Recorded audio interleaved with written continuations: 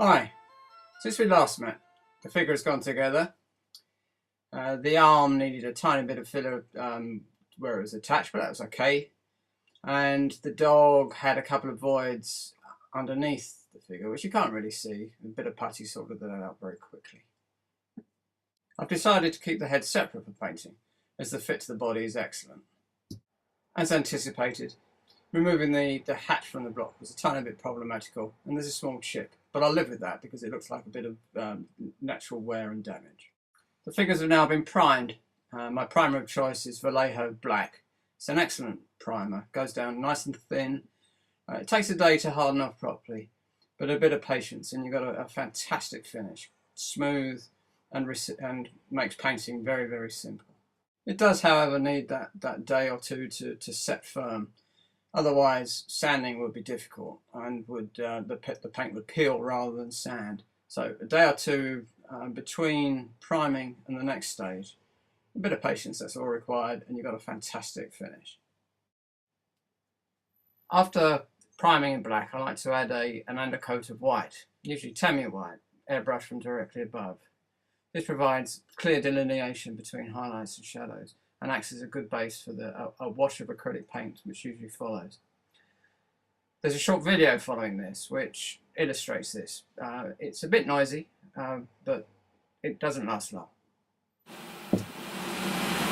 And now the main figure. So gently squeezing the trigger, paint's beginning to flow, moving the brush all the time.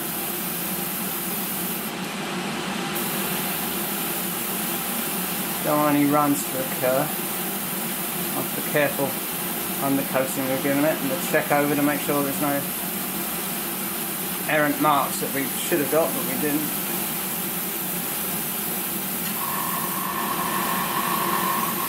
I'm liking the way this is coming together now.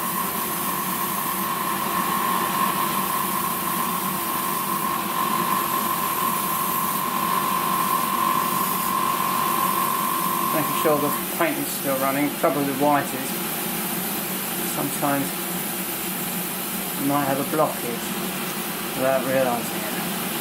And let's not forget the back.